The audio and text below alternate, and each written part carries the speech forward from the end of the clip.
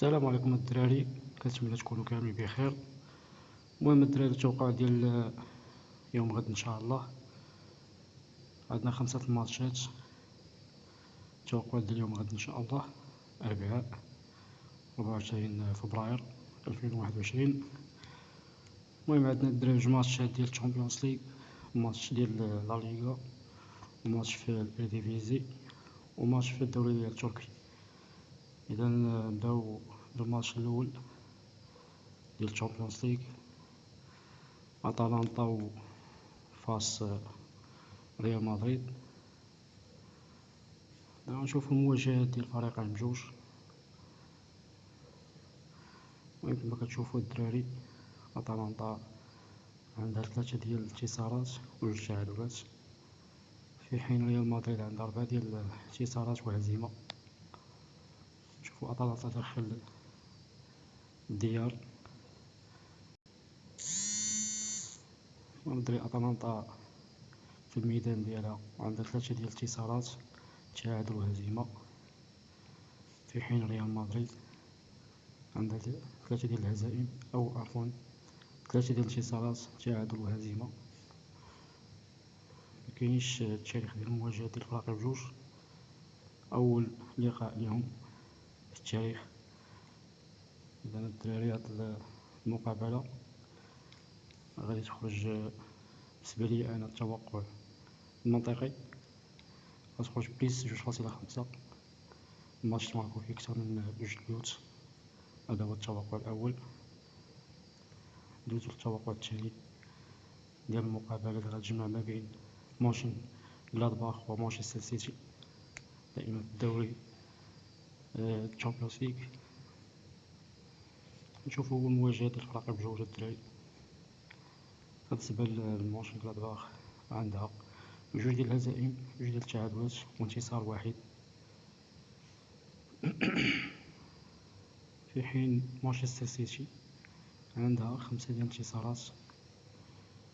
بالنسبة لمونشن غلادباخ داخل الميدان عندها 3 ديال الانتصار و2 ديال الهزائم، في حين مانشستر سيتي عندها 5 ديال الانتصارات خارج الميدان.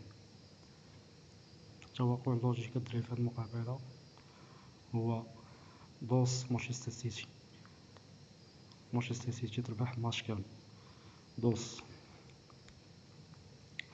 نمشيو للتوقع الثالث في لا ليغا الاسبانية، المقابلة اللي غادي تجمع ما بين فريق برشلونة وإلشي في الدوري الاسباني لا ليغا. غنشوفو المقابلات ديال الفريقين بجوج.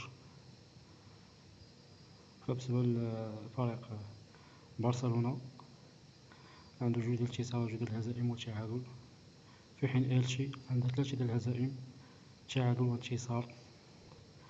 نشوفو برشلونة داخل الميدان عندها 2 ديال الانتصارات، 2 ديال الهزائم وتعادل، في حين إلشي عندها 3 ديال الهزائم، انتصار وتعادل.